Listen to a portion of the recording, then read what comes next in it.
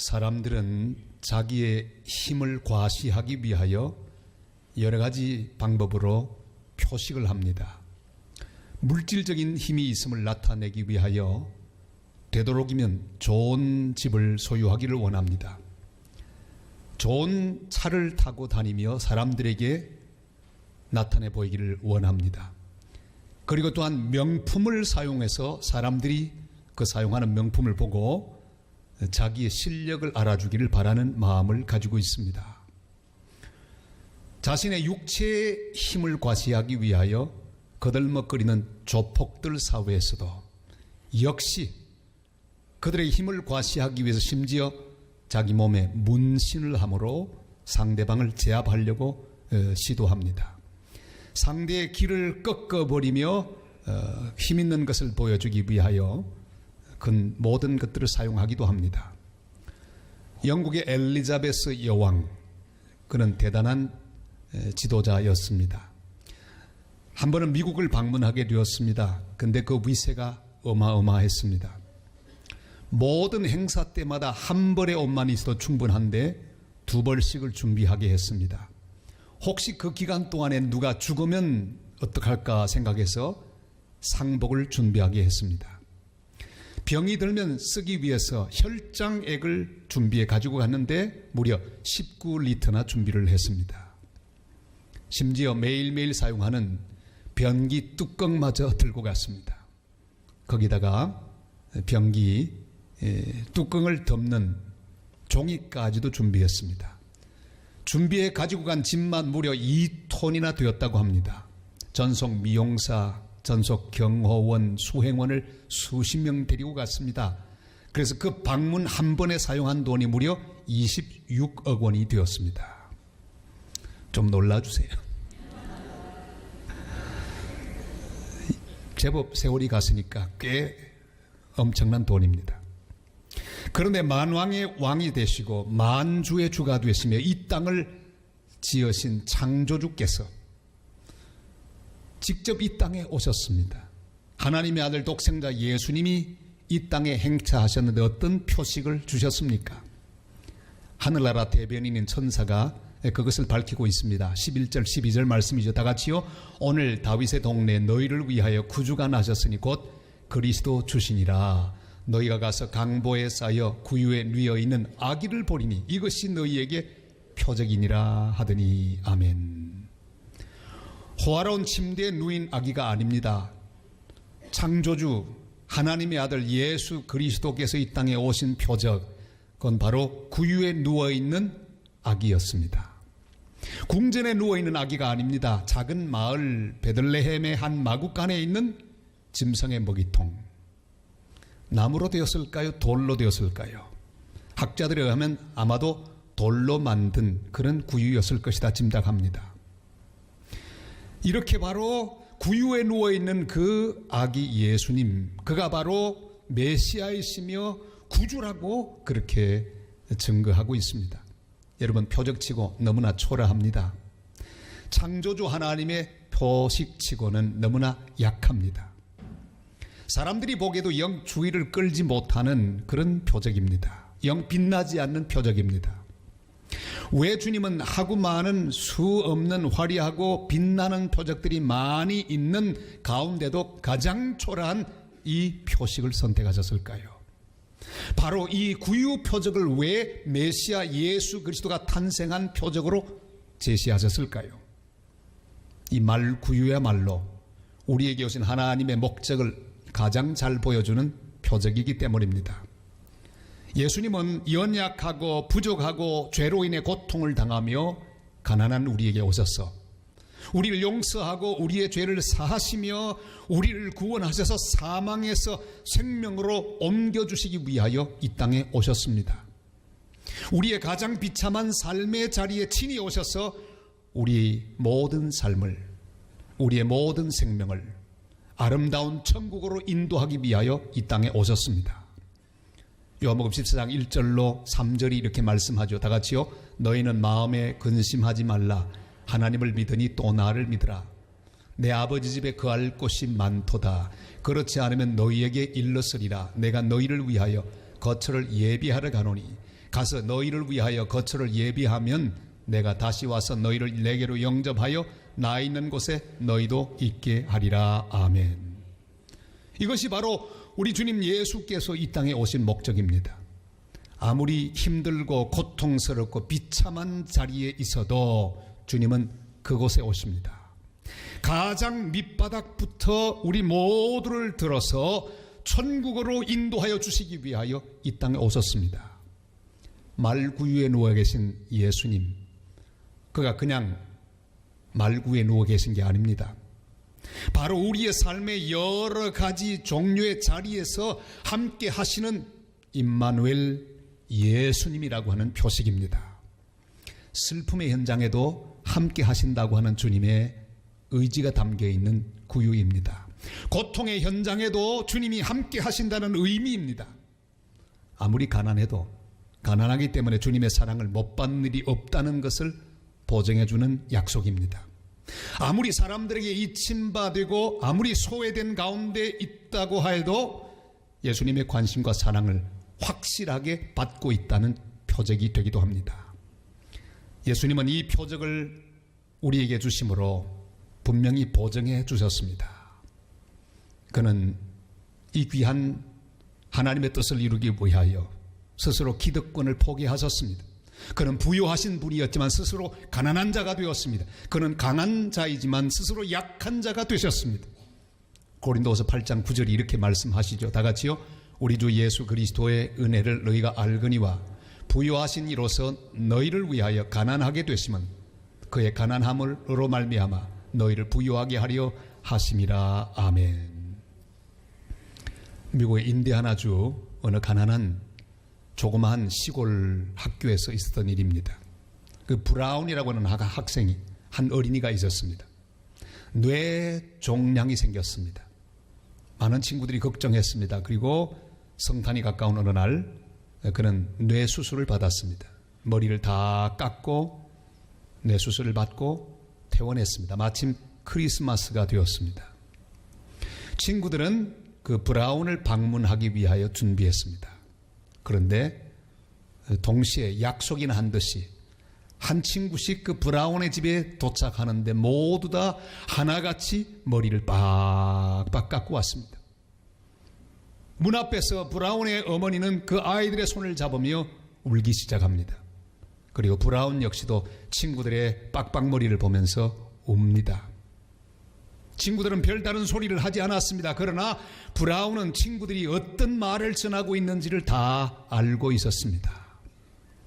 바로 친구들의 깎은 머리는 이렇게 말하고 있었기 때문입니다. 친구야, 많이 힘들지? 우리는 너의 고통을 알아. 너만 수술 받은 게 아니라 우리도 함께 수술을 받았어. 너와 함께 고통을 나누기를 원해. 빨리 회복되거라. 이런 메시지가 거기 담겨 있었습니다. 바로 베들레헴 마국간 말구유에 누이신 아기 예수님은 우리를 향해 이렇게 말씀하시기를 원하십니다. 사랑하는 내 딸들아, 내 아들들아, 내가 왔다. 너희들의 삶의 현장 속으로 왔다. 가난 속으로 왔다. 슬픔 속으로 왔다.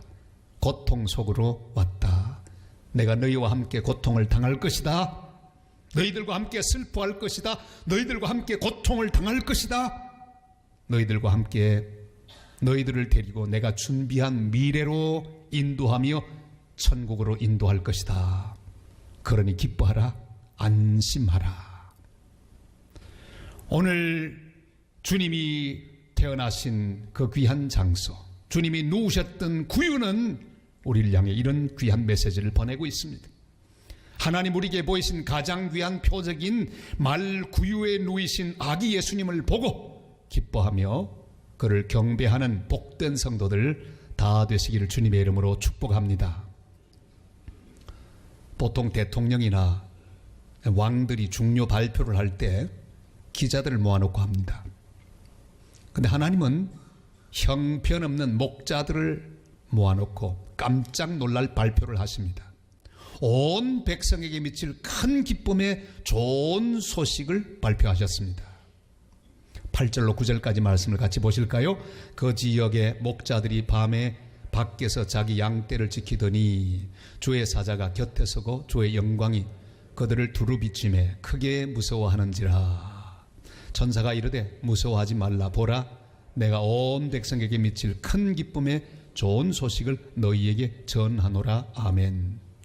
특정한 사람만 혜택을 받는 것은 복음이 아닙니다. 그걸 특혜라고 하죠.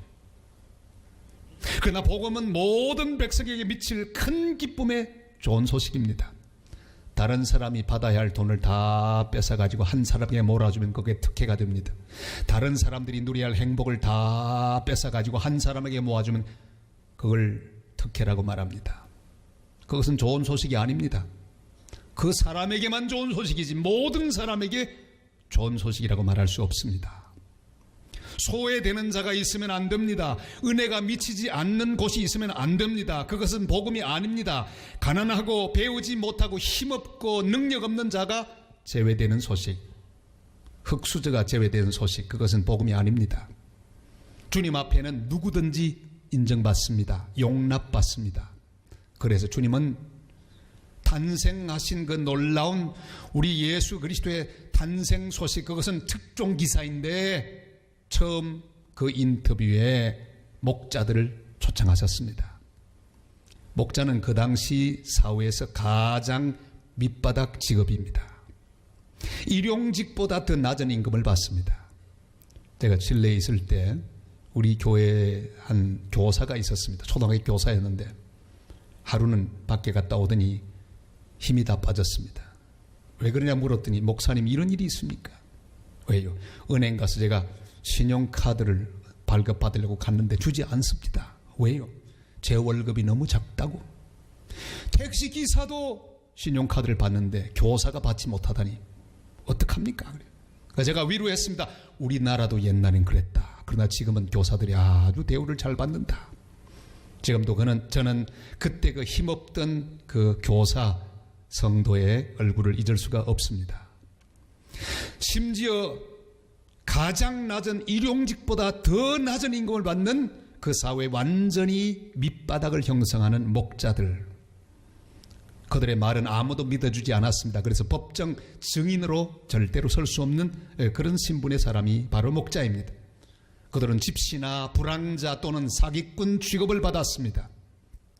그러나 우리 주님은 그들을 가장 귀한 예수님 탄생 뉴스를 처음 접하는 인류 중에 가장 귀한 자로 세워주셨습니다.